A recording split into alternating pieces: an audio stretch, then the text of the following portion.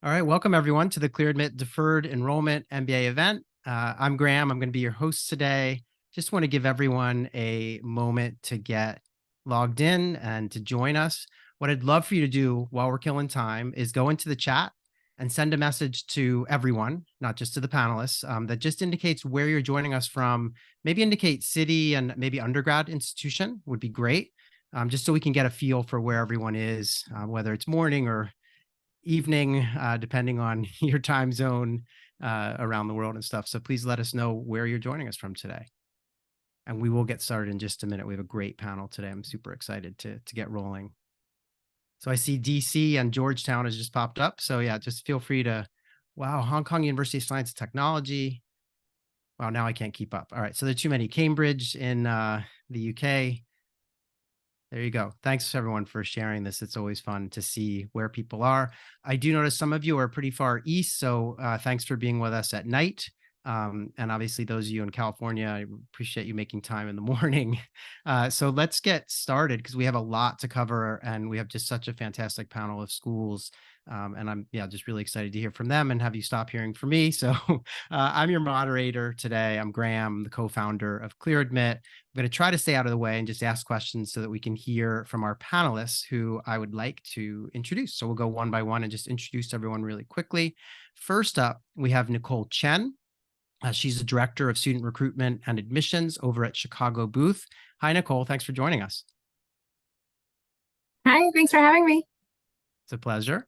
Next up, we're also going to hear today from Dana Fernandez. She is a Senior Associate Director at Harvard Business School Admissions. So hi, Dana. It's great to have you. Hi, everyone. I'm thrilled to be here.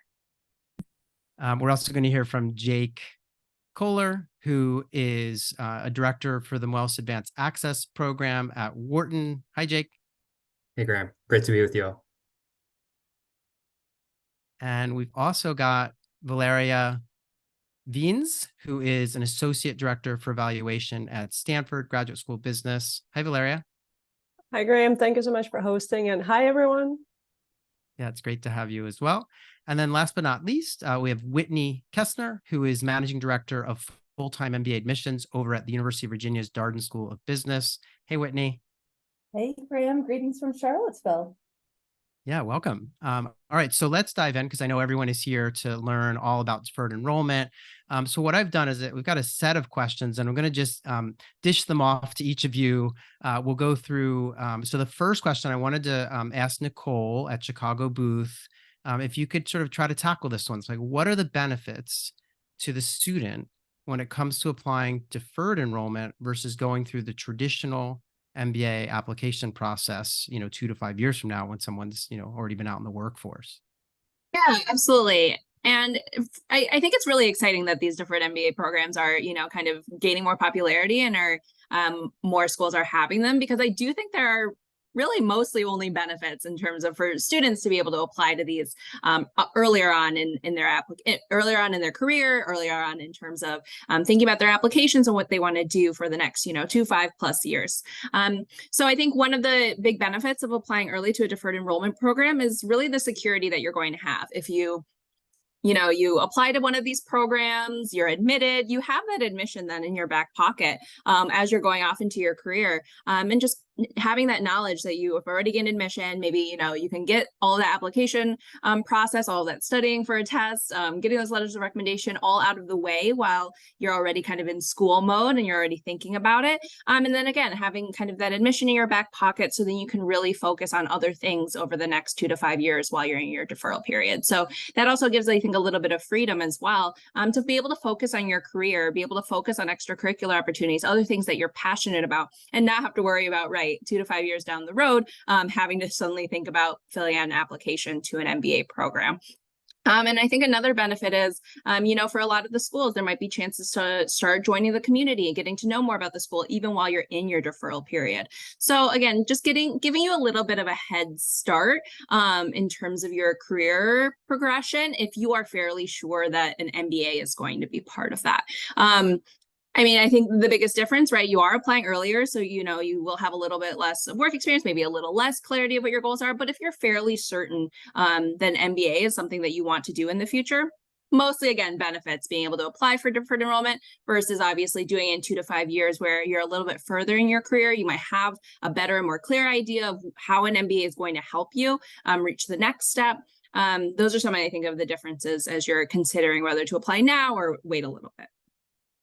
Yeah, great points. And I will say, I mean, as someone who has an MBA and who graduated from undergrad without an offer in hand, I remember being like really kind of jealous of all the people who already had their kind of law school acceptances or medical school and thinking, wow, I'm kind of venturing out into the world. I'm going to have to work and then I'll apply to business school, but I have no idea. And I remember my parents also being a little bit nervous about this idea of like going off into the workforce and then will I ever go back to school kind of thing. I remember a conversation with them to that extent. So I think you're right. It's sort of almost all benefits. I don't know if anyone else had anything that they wanted to add to that, just in terms of our other panels here. Is anyone, do you guys feel like Nicole covered that? I'm seeing a lot of, yeah, okay. All right, so let's move on. We have another question. And this question is for Dana.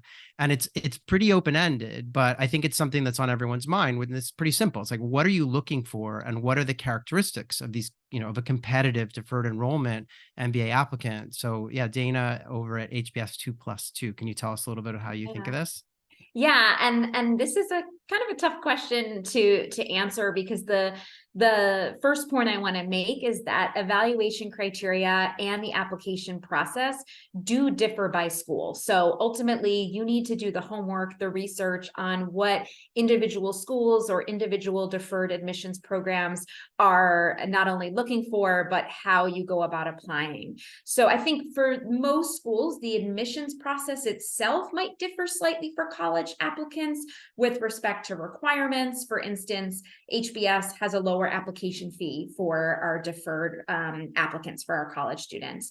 And the processes may differ a little bit on timing. For instance, HBS has a separate deadline for deferred applicants. But ultimately, I think most of the schools, the evaluation criteria, what we're looking for from deferred candidates is the same thing that we're looking for working professionals, because ultimately you are going to be in the same program, in the same class, whether your pathway to get into the MBA is as a deferred student or if you're applying as a working professional. So most schools are still looking for the same things.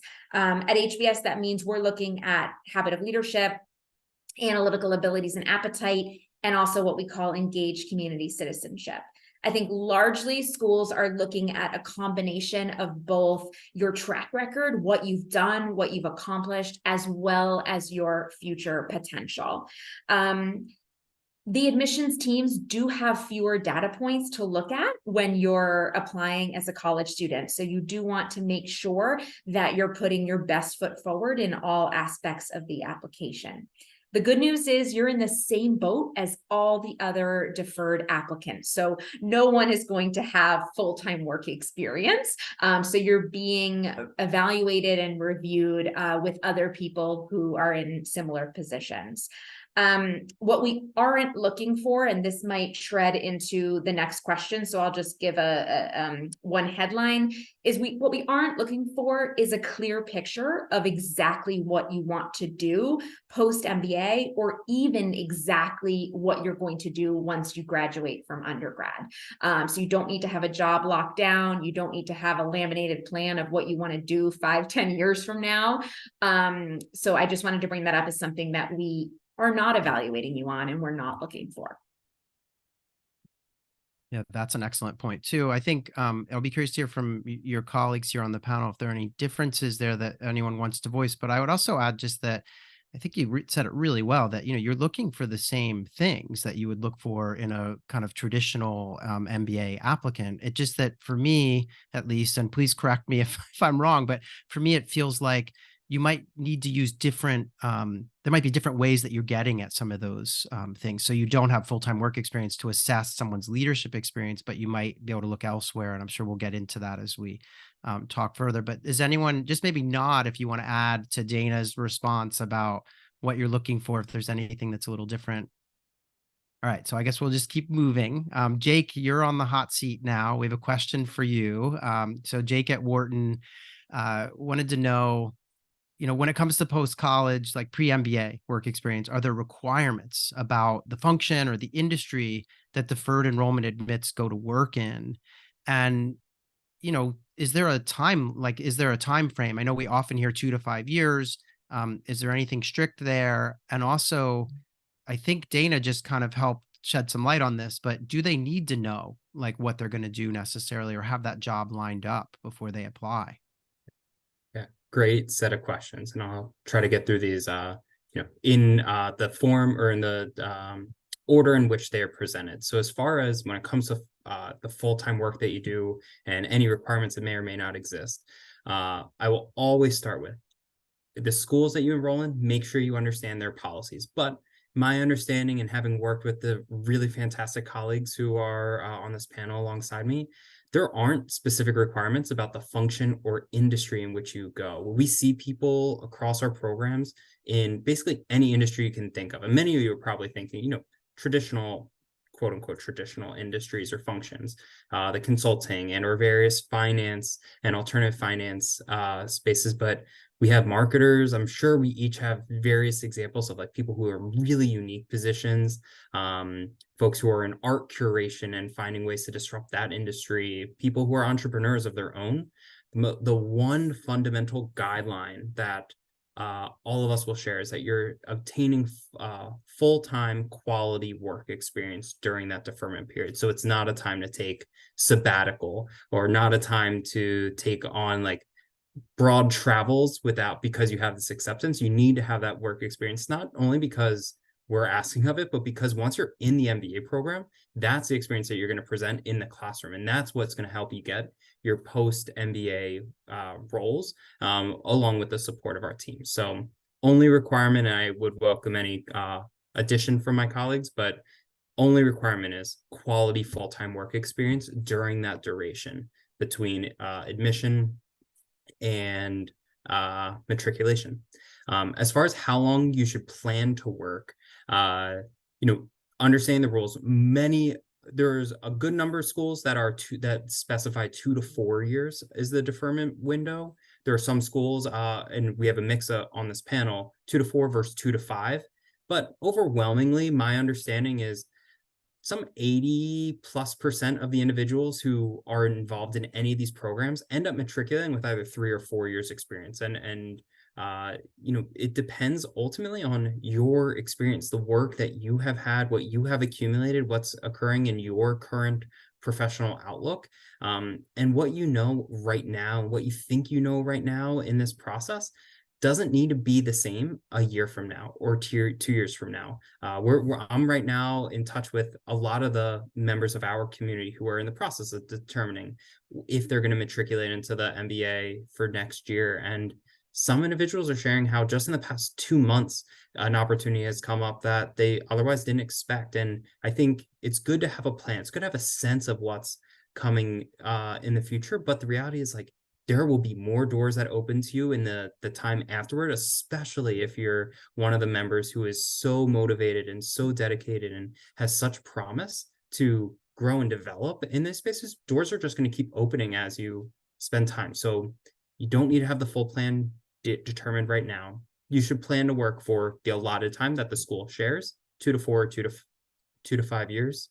And then to the last question, you don't necessarily need to have a job lined up. The different recruiting timelines, different macroeconomic conditions will play big roles in whether or not you have a job lined up, but you should have a sense of where you're moving in your process. I wouldn't be ambivalent at the time of applying to one of these deferred enroll programs about what may come, but you might not have your job, but you may know where you're applying, or you may be in the process of interviewing, or you may be in the process of going through some sort of process, or you've known what your first job was going to be for more than a year. And all of that is fine.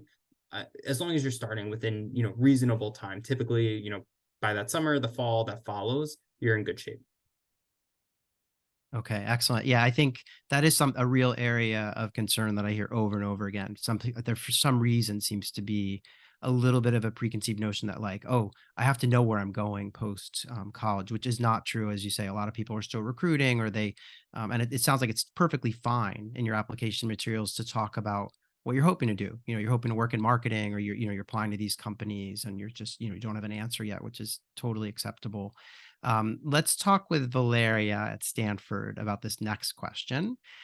So this question is, what should people do as they get ready to apply? I mean, most of you, I know some of you have different deadlines, but a lot of you have kind of a last deadline in the spring. So that means there's some time right now where people can get ready to apply. So what would you recommend that people do? Yeah, thank you, Graham. It's funny, it's in the spring or early summer, but the time will fly, right? The next few months will go by so quickly. For those of you who are in their senior year and you're engaged with your communities and clubs and taking classes, so it might feel like it's a long time, but it will go by quickly. I think my advice falls into two categories. And the first one is more tactical, right? Get a sense of what it is that what are the program's requirements? Do you need to take a GMAT or a GRE? Do you need to submit letters of recommendation? So start thinking about some of those more tactical pieces. And while I know Dana and Graham touched on it, that there are some different parts to different applications from across the programs that are here today, a lot of the information that we'll be looking for is quite similar too, right? So if you're able to open an application once they have been launched and think and look through the application form, right? Because there's a lot of information that asked there about your community involvement potentially, or clubs that you are a part of, or some of your academic focuses. Make sure that you have your latest transcript. So again, this is a little bit more tactical, but take a look at what it is that programs are asking you for, because when the time gets to apply, there will be a lot of work still for you to fill out the application form and to give us as people who read your application an idea of what it is that matters to you. What are the spaces where you've been spending your time? What are some of the activities or academics that get you really excited? So start thinking about those, start working on your resume if you haven't already, hopefully to remind yourself of some of the great things that you've done over the last couple of years. But again, I think this is a little bit more tactical, just making sure that you stay on the deadlines, you know what information you'll need to have ready. Because guess what? In the spring, many of you are taking your final exams and wrapping up your involvement with clubs. So you will have probably much less time to work with than if you were to start on it now. So I think this is one. The more aspirational part of my advice, I think, is all of the schools will be looking to an extent of how have you spent your time, both academically, but also outside of academics, right? Be it in your internships, be it in your community involvement, clubs, or maybe you support your families. So think back over the last 2 or 3 years and think, what are some of those things that you've done that bring you joy and give you goosebumps, that make you proud, right? Because likely those are the examples that you will be able to share in your applications. If it comes to the interview stage, you might be able to share them in an interview. So start thinking about some of those things that really make you proud, or you look back and think, I am so glad I did this, or it makes me so happy that I elevated somebody else's work, whatever it is. And start thinking about what are some of the connecting threads, right, between those examples and how you can highlight them. So again, I think it's both a little bit tactical, just make sure you know the information that you'll be asked for. And if you can start collecting it early on, great, get on it now. And the other one is spend some time thinking about what are some of your accomplishments, what are some of the contributions you have made in the academic world or in your communities or in your families, and start thinking deeper about those examples. Okay. Yeah, well said. I mean, I think you're right. The time is going to fly. And so, yeah, getting the test out of the way, if a test is required, and yeah, understanding the checklist of like, what are all the things, letters of recommendation, et cetera, that you're going to need to assemble so that you can, yeah, work on this little by little and be ready by the spring rather than having to throw it all together during finals. Yeah, so I did want to mention, I see we're getting a lot of questions in the chat, and I neglected to say at the outset that each of our panelists is going to bounce off into an individual Zoom where you can go and ask them questions that are specific to their program or just a little more specific maybe to your situation. And I will say some of the questions you're asking, we're going to tackle actually in the latter half of this main panel. But obviously, if a question goes unanswered, you can ask it of our panelists by joining them in their individual breakouts at the end, and we will get you links for those breakouts. So hang in there. Next up, I did want to talk with Whitney. We have one more kind of general question here, and this is about goals. You know, I mean, obviously, to some extent or another, many of you are asking people about their long-term post-MBA goals. And, you know, I just wonder if you have any advice for how a deferred enrollment candidate might want to think about their long-term plan, because, you know, people are still in college. They have to first think about what they're going to do before business school. And so this idea of like projecting that many years out can, I think, be challenging. So what would you advise, Whitney? Sure. Thanks, Graham. Now, I get that this is a little bit putting the cart before the horse at times. But knowing that we have so many people joining us today, thinking about a deferred admission program, thinking that this group is already forward thinking, thinking about their goals, what they want to do in their professional careers. So hopefully this won't be too much of a stretch. But really, we will ask, what your longer term goals are after the MBA. And I appreciate that Dana said that, this is not something we're going to evaluate you on, but more we will ask because we're curious. And we also want you to start thinking about this. An MBA is an absolutely awesome experience. Going to any of these schools would be a tremendous life-changing experience, incredible opportunities, and doors opening for you. And so we want to know that you are ready and able to really fully maximize this experience. And so if you're thinking about applying for a deferred admission program, start thinking about why and how you see an MBA helping you, and what do you see yourself doing down the road. This is an awesome opportunity to talk to people, to see what's out there. What are people doing? What is of interest to you? Tap into your networks, your undergraduate network, and through other channels. I think really exploring and seeing what type of functional roles, what type of companies, what are they doing? Where do you find interest?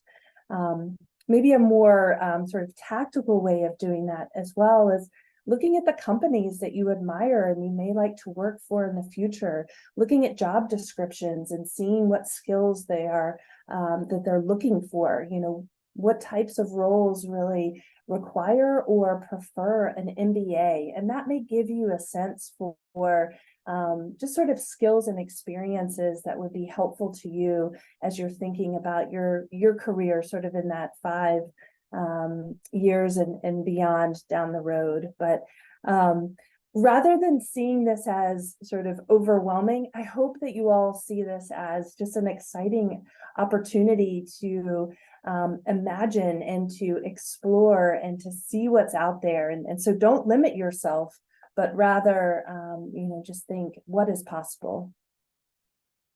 Yeah, I can't help but think that I don't know if it was Jake or maybe Dana or Nicole that said something earlier about how you have this freedom when you get accepted into business school as an undergrad, where you can really explore things in those years prior, which ultimately I think is going to shape what you do after business school too. So it's just again, I'm probably looking through this through the lens of someone who had to do it the old fashioned way and wishing I could have done it as an undergrad, like everyone who's joining us today.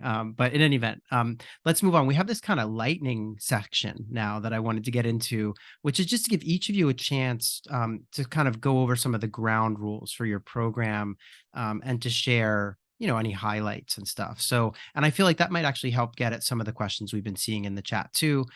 So we'll go back to you, Nicole, and I just wanted, you answer these 3 questions. So who can apply? Because I know that differs a little bit for each of your programs. And then anything you want to highlight about your MBA program generally. And then if you could speak to the support that you provide once someone's accepted and they're in that 2 to 3, 4, 5 years of work experience before business school, what are you doing with them, if anything, during that time frame?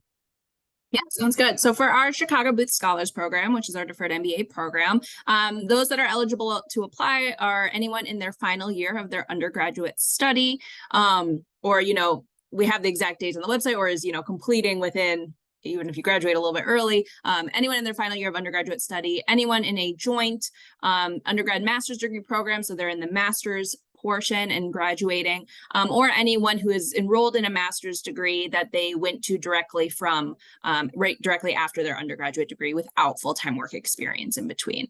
So we'll take kind of anyone within those three different buckets.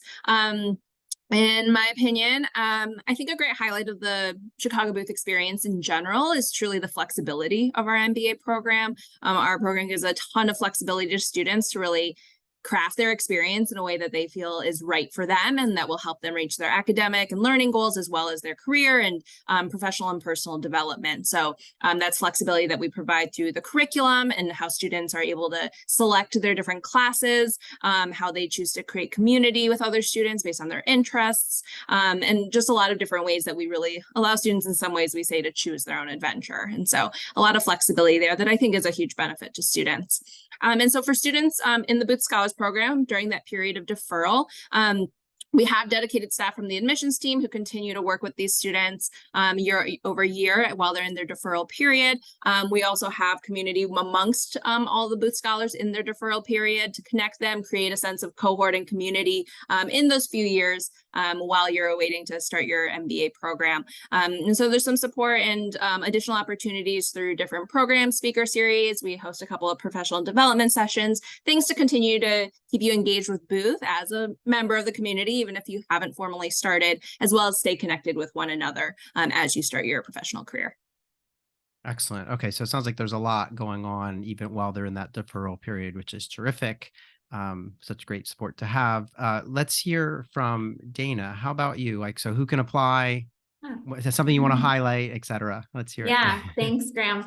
So the eligibility is pretty much the same as Booth in terms of a 2+2 program being open to people who are in their final year of undergrad or completing a master's program, provided they didn't work before they started that master's program. But I want to broaden this question a little bit to just say that anyone and everyone who meets those requirements are eligible. We can't do what we do at Harvard Business School, being primarily case-based, without diversity in our class and in our community. So we want people, because you're learning so much from the other people in the class, from how different people view different problems, we want people from different undergraduate majors. We want people intending to work in different industries and different functions. So I just wanted to bring that up here. And I think that might be similar for other schools, that we all thrive on diversity. So it doesn't matter your undergraduate major. There's no requirements in that respect. What's one highlight of our program? We are primarily case-based, but today I want to highlight a program that we have for all first-year students called our Global Immersion. And this program is field-based. So you're going to learn and debate a lot in the case classrooms, and field allows you to put into practice these things that you're learning. So during the Global Immersion, we take our entire first-year class. We divide you into small groups of 6. We assign you to a global partner, which could be a local regional company or a multinational company. And we send you for about 8 days to work at the end of the semester on site with your global partner on a new product development or new service project. So we send our entire first year class the same week to one of 16 different international locations. What support community do you provide to admits? Here, I think there's a balance that we try to strike at HBS, because we're excited to have you in our community. We want to stay in touch, but at the same time, we want to give you the space and the time to engage deeply in your first professional experience. And so what that looks like at HBS is that we have a series of events that you can attend, some in person, some virtual. We have touch points throughout your years of deferral. We provide you support and guidance as you're kind of navigating your career. And I think most importantly, we connect you with one another so that you can start to build your own community and build strong relationships pre-MBA program. Got it. Okay, excellent. I think, yeah, I really appreciate you highlighting the idea that deferred enrollment isn't just for like business undergraduates. It really is for anyone. I mean, you could study history or English, or, at least that's my understanding. I see a lot of nodding heads on the panel, so that's good. All right, let's turn to Jake. Jake, why don't you tell us a little bit about, eligibility requirements, and again, highlight and any support you guys provide for people who get in. I'm feeling like it's becoming progressively easier to respond to certainly the first and third question. So I will say same.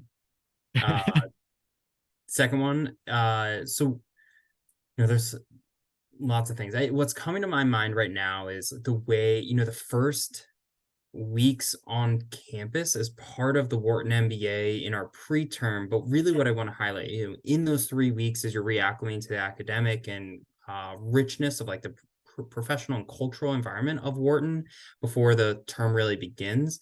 The first class that every single student takes part in is a simulation course, which is actually placing you in a very realistic work environment, which you and members of your learning team, 5 other individuals from around the world with intentionally different work experiences, different backgrounds, will all come and be able to serve as various executive roles for a realistic company and ultimately navigate in the course of a week what would project as multiple years within this organization, and the different challenges and the simulation and the challenges that you face and opportunities vary based on the decisions you make, and being able to place yourself in basically a chief executive role your first week in the campus and tie that into your broader leadership development and connect that to the other programming that you'll have, and almost like be the first step in your academic journey, your leadership journey, your student life journey, is a really powerful opportunity. And you start getting to engage with some alumni who come back to be the potential investors who you pitch to later on. So there's this like really multifaceted way that encompasses your entire, like so many of the benefits of the 2-year program in a single week right at the start. So that came to mind for a highlight. And then for question 3, same. What I'll offer, like very similar program, both virtual and in-person opportunities. And I think Dana said it really well, like we're mindful you're working really hard during this period. You may be working 80, 90-hour weeks. Like we really hope it's not that much, but we know just for some of you it will be. So for any of those things that are going on, having just the support of certainly us, but more importantly, your peers in this program, the ability to connect to them and kind of, whether it's commiserate about it in our Slack community with one another, or be able to catch up with one another for the brunch because where generally some people are regionally based. Any of the virtual programs we do, we also record and save in kind of a knowledge library of sorts, because we can't expect people around the world to get to every one of these, but we want you to have that access. So again, same, plus I'm long-winded, so some other details. Excellent. So Whitney, I'm sorry, Valeria, we'll go to you. Sorry, I'm getting my folks out of order here. Valeria, one thing I was thinking about as Jake was talking and he was sort of mentioning that, it's kind of easier to answer these questions. One thing I was kind of wondering is, and maybe Valeria, you could speak to this, to what extent are, different year admits kind of interacting with each other, right? Because they don't all have to start at the same time, right? We've been saying 2, 3, 4, even in some cases 5 years of work experience. So maybe in that community piece, are they just all kind of thrown together? Is there some way they identify as like when they were admitted, et cetera? So maybe you can speak to that too as you tackle this. Sounds good. Will do. Well, I can start with that, actually. It's a mix. You will, of course, probably know people who are in your cohort and went through your application year together with you. You might have a slightly stronger connection with them because those are some of the earlier events that I assume many of the schools will have for you. However, the beauty of an MBA and the beauty of going through this process with others, regardless of whether they were admitted a year before you or a year after you, is the network that you will start building. And that's something that will help you immensely personally and professionally. And it's not as in you consciously trying to figure out what are my next steps in the career. It's more, as Jake was saying, you'll get a sense of what are people doing. You'll get inspired. You'll just get some people around you who are going through some of those similar experiences with you, and actually you getting a sense for what people who were admitted before you or after you have done, or how the MBA is working out for them now if they have enrolled, would really help crystallize some of your thinking too. Because guess what? Many of you will be grappling with the question, is this year the best year for me to start? Should I maybe take one more year, or there's another exciting opportunity that I think will make me a stronger classmate whilst I'm there? So mixing the cohorts will probably be something that will come both naturally to you as you go through the process, because people will be connecting you with others in your network. But I also know that admissions team and my wonderful colleagues on the call here today will also try to do for you a little bit, because we know this will be of benefit to you personally and professionally when you start here as a student. So I think that's to number 3. But again, we all know, as Jake said, you're busy professionals. So we'll leave it a little bit up to you how much to engage or not engage. There are some students that love the community aspect, support of it, and will dive right in and will use it for their entire deferral period. There are some other students that will say, hey, I'm really excited about my MBA, but right now I need to work and I'm making my impact and I'm pursuing my sort of short-term goal or dream. So I'd rather have a little bit more distance, and that's okay. I promise none of us are going to find you and make you participate in any of the events. So it's a little bit of build as you go. To the other 2 questions, since I went out of order, to the first one, same as Jake, same, but I love how Dana built it out by saying, apply, right? Don't let your major or perception of the GPA or test score that you need to have hold you back, because guess what? Everyone's experience is different. And we as admissions teams, we're excited to get to know you better, and we're looking to build an exciting class.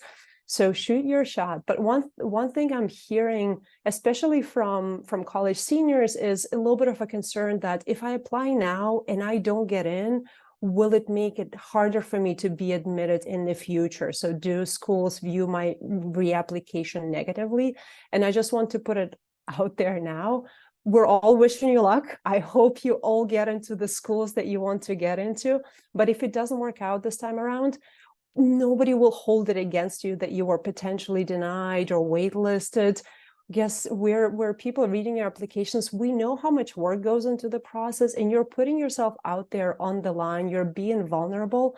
So you wanting to go through this same process again in a couple of years, if anything, it speaks to grit and perseverance and strength. So go for it. Don't let it hold you back. I can speak for GSB, but I think it's the same for my colleagues here. Reapplicants are not viewed negatively. If anything, this is usually a sign of your commitment and strength. So that's number 1. And then the last one, very quickly, global experience. I think at Stanford, it goes with the ethos of what our school wants you to experience. We want you to broaden your horizons. We want you to learn and grow out here. We understand that business is becoming, or is already, really, really global. So you will need to know how to work from people with different backgrounds and cultures, from different industries and from different countries. And even if you want to stay in the United States after you graduate or go elsewhere, just seeing how business is done elsewhere and just getting a better sense for different cultures will help expand your mindset immensely. And so I think that's something that really stands out to me. It's just that our students go through this global experience, and there are many different ways for you to satisfy the requirements. So I'm excited about that. Excellent. Yeah, thanks for humoring me and tackling that portion of question 3 for everyone here.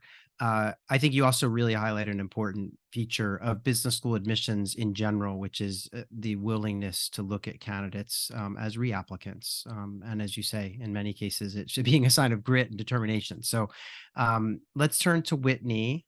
Do you want to walk us through how things work at Darden in these 3 areas? Sure. My wonderful colleagues have done such a lovely job. So I'll try to just find ways to add a little bit new piece of information. I mean, I think who is eligible to apply is similar, in terms of where people are as a 4th year in their undergraduate studies or in a 5th year master's. We do see people coming from all different backgrounds, which is incredible. Highlight of the Darden MBA experience, we also teach using the case method of instruction, high engagement learning. And so having students who come from all of these different backgrounds, who've, different academic training, different lived experiences, and different professional experiences, all of that is so very valuable. So that's where, from this deferred admission piece, having that post undergraduate experience is so valuable, adding to the perspective that you will bring to the learning community. So Darden, an incredibly tight-knit community, high engagement learning here at the University of Virginia in Charlottesville. Just a tremendous transformational 2 years, opportunities for global experiences. Student self-governance is an incredible part of the Darden and UVA experience. So seeing our students taking on active roles to help us as an institution get better, taking what they're learning and applying it directly, and really adding their talents to our community. We so enjoy engaging with our future year scholars.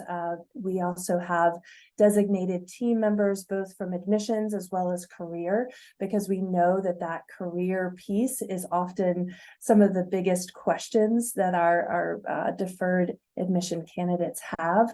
When's the right time? How should I be thinking about these next 2 years? I'm considering this job move or the like. And so, having these wonderful resources, both here at Darden, but also helping create and foster community amongst the future year scholars themselves.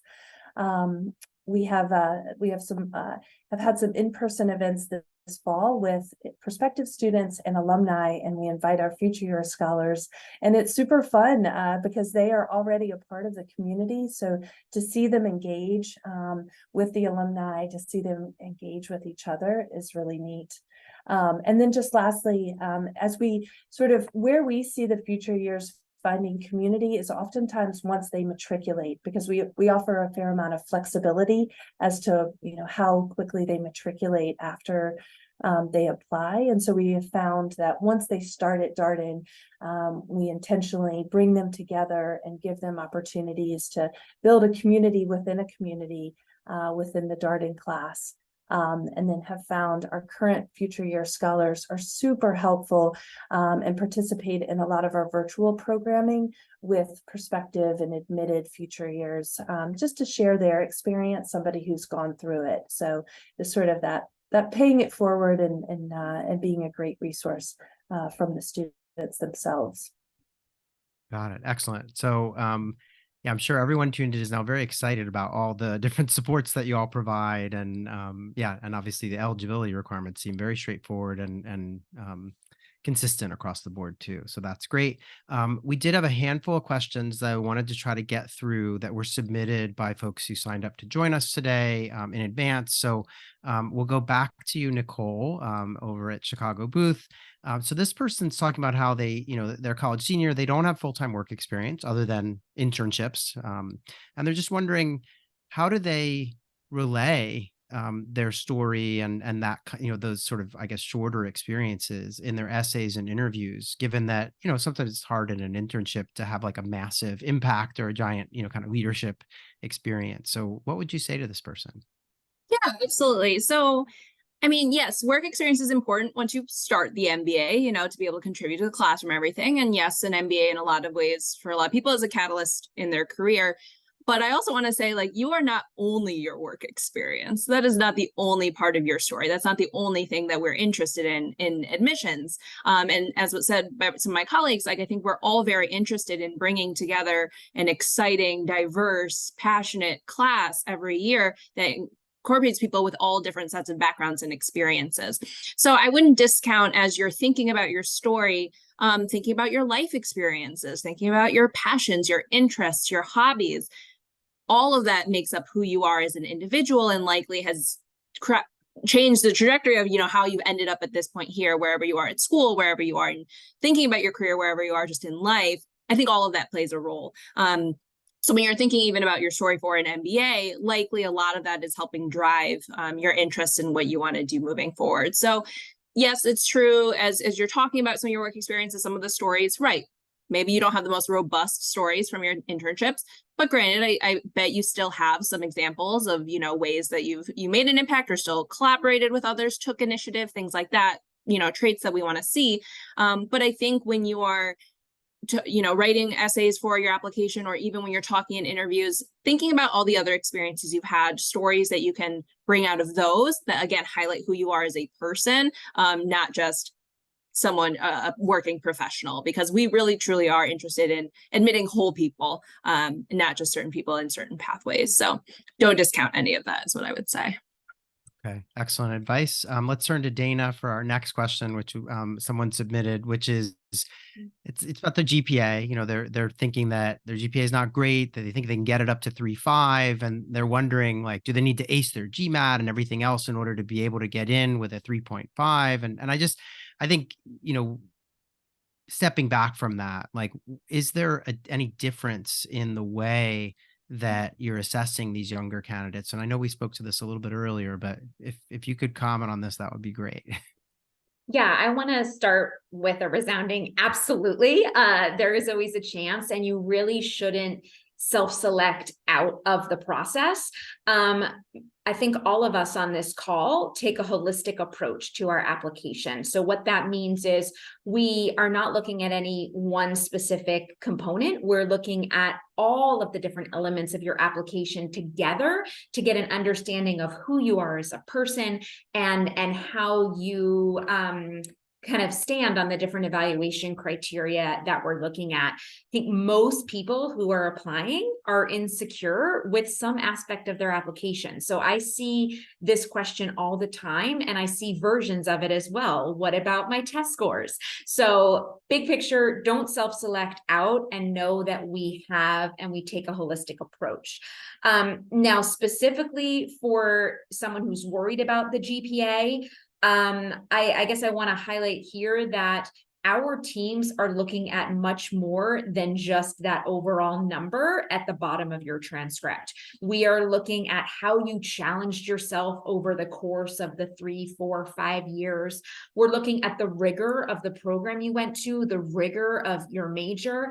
We're also looking at trends in your grades. So maybe things started off rocky and that impacted your GPA, but over time, things got progressively better. I think that's an important story and one that we're going to look at.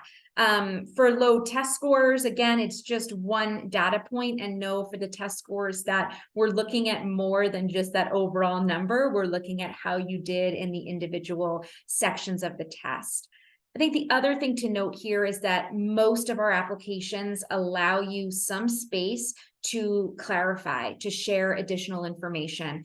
At HBS, we call that the additional info section, but I'm sure every school here has the equivalent.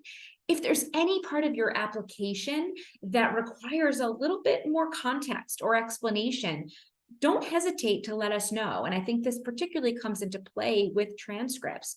If there are extenuating circumstances, maybe you worked part-time to afford your degree, maybe there was a serious health issue for yourself or a family member, let us know. Let us understand what was going on at the time.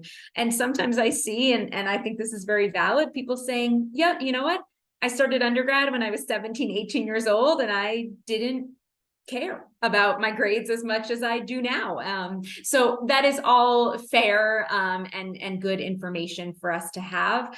How does the process and assessment differ? Again, I don't think it really differs that much, because essentially you're getting admitted to the same program as a working professional. You're just getting admitted earlier. So process might differ slightly with respect to timing, but I think largely big picture, what we're looking for in our evaluation criteria is the same. So anyway, go for it. Don't count yourself out.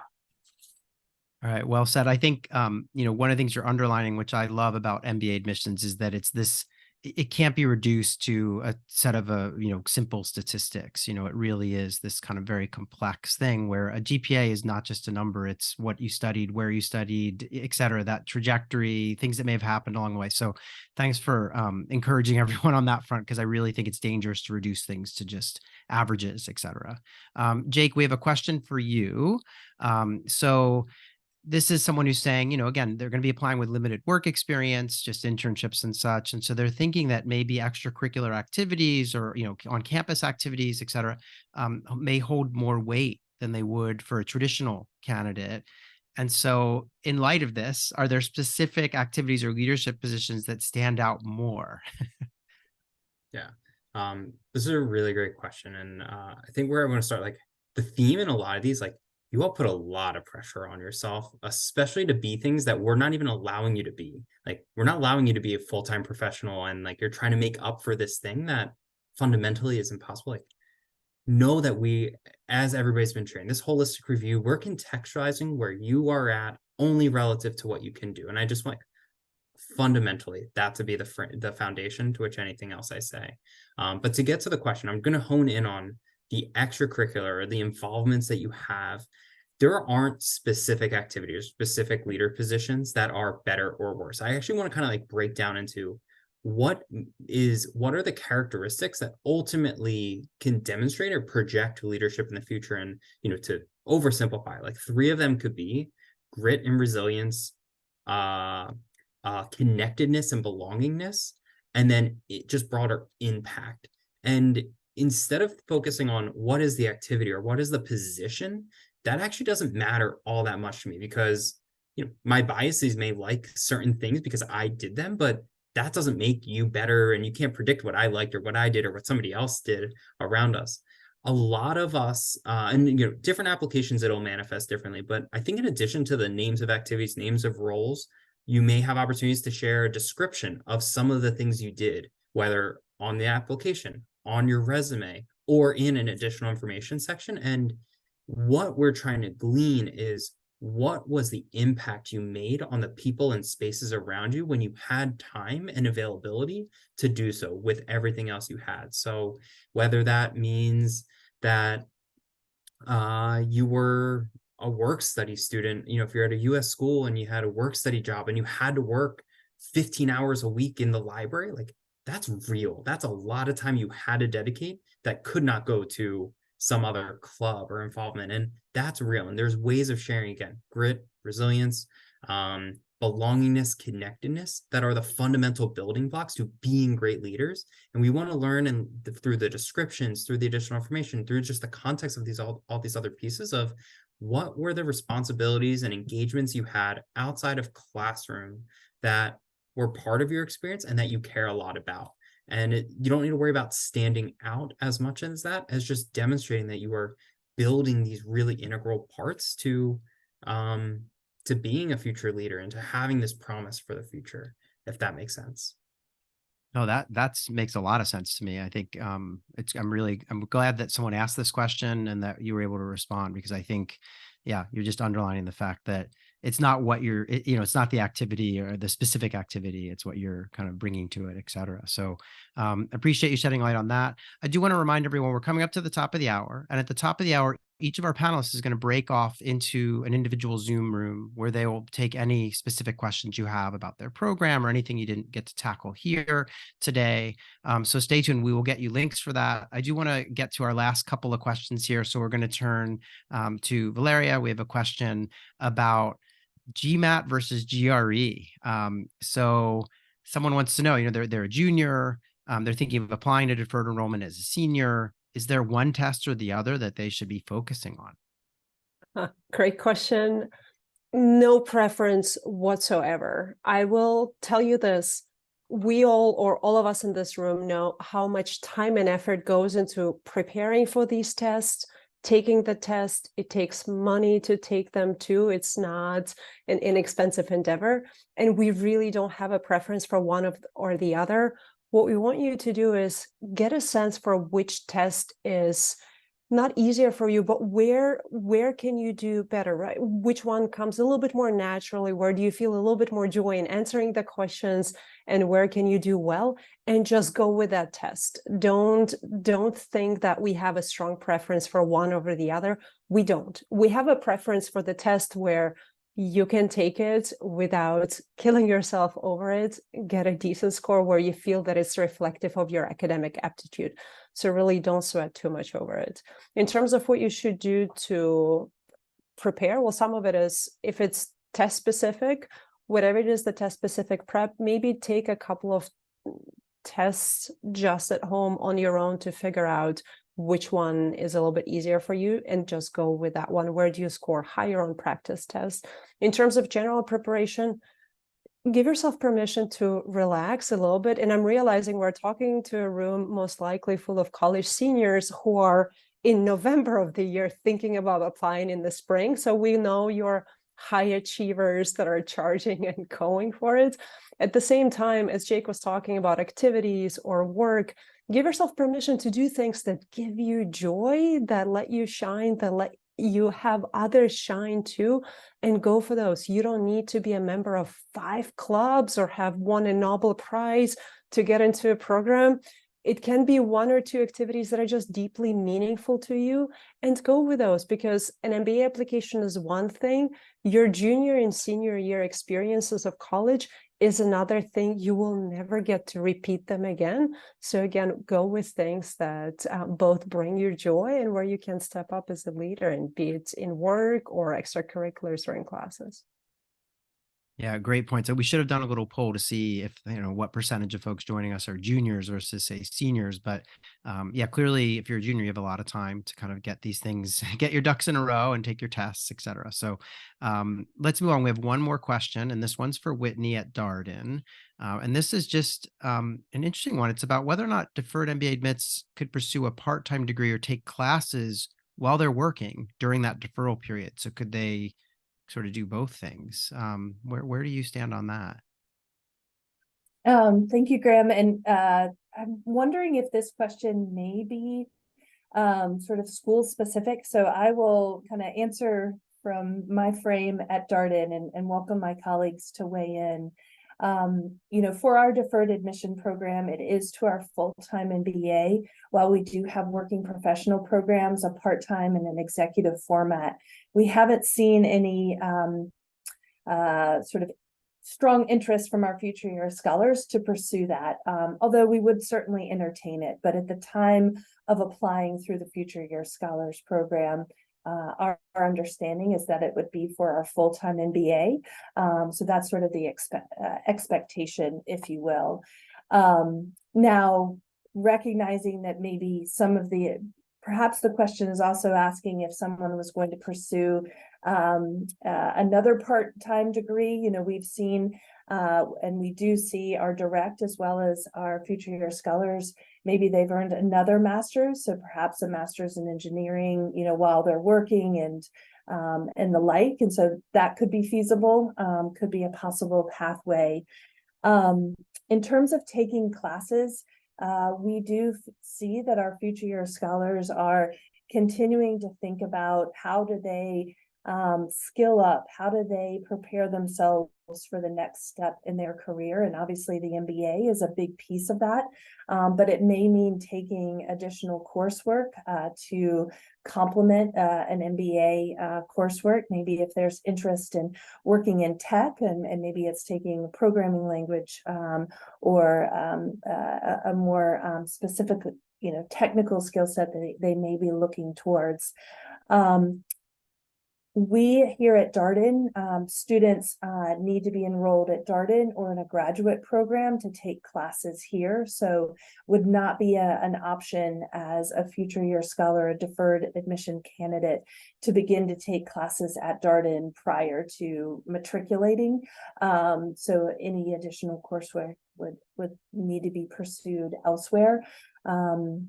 At the time that a candidate is looking to matriculate, we do have them submit a supplemental application to tell us what they've been up to since they last applied. And so in that supplemental application, that's oftentimes where we hear if there's been additional coursework, obviously what they've been doing professionally, updated resume, and a new recommendation that can really be helpful to help us re-meet and re-engage and to learn all the many things that our candidates have done in between that period of applying and matriculating.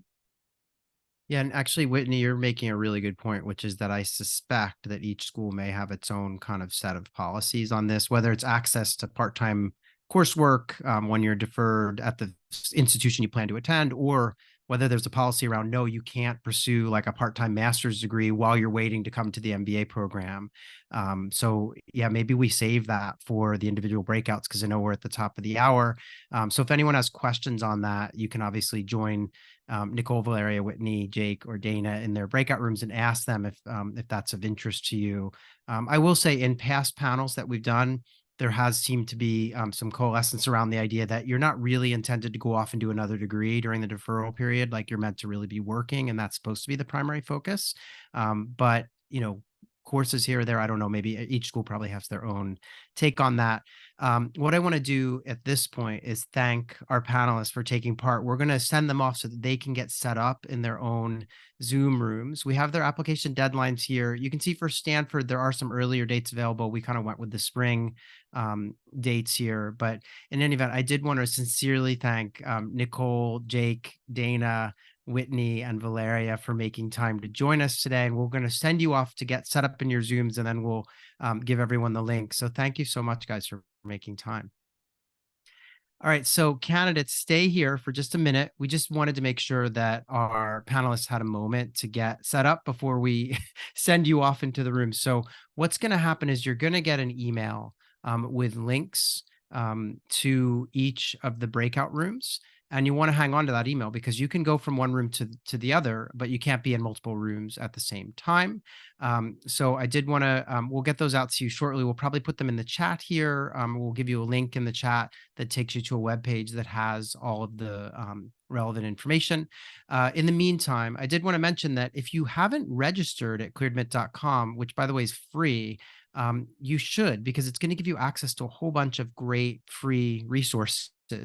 We have a whole video series of like short 8 to 10 minute videos called the Admissions Academy that helps you get up to speed on every aspect of MBA admissions.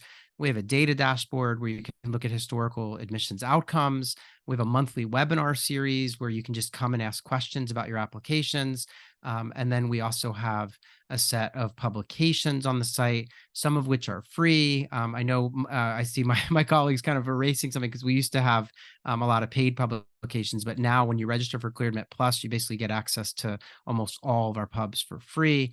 So in any event, I just wanted to mention that. Sign up, join us if you can, because it's a great resource as you travel through this process. In the meantime, I did want to thank all of you for joining us. Again, go off, hang out with HBS, Wharton, Stanford, Darden, Chicago, ask them questions, because they're going to hang out for probably the next half hour or so to take any questions that you have. So we'll give you the links now. We are going to be back next week, just as a reminder. And next week, I'm going to totally forget the schools, but I think it's Berkeley and Yale and maybe Tepper. And I want to say, what's the other school? Maybe it's Michigan. In any event, or Columbia, maybe. So we're coming back next week to do this again with another group of top MBA programs who also offer deferred enrollment. So please join us for that as well. And yeah, thanks so much for all your time today. Appreciate you joining us. And yeah, go ask your questions with the schools. They'd love to chat with you individually now. So thanks again, everyone.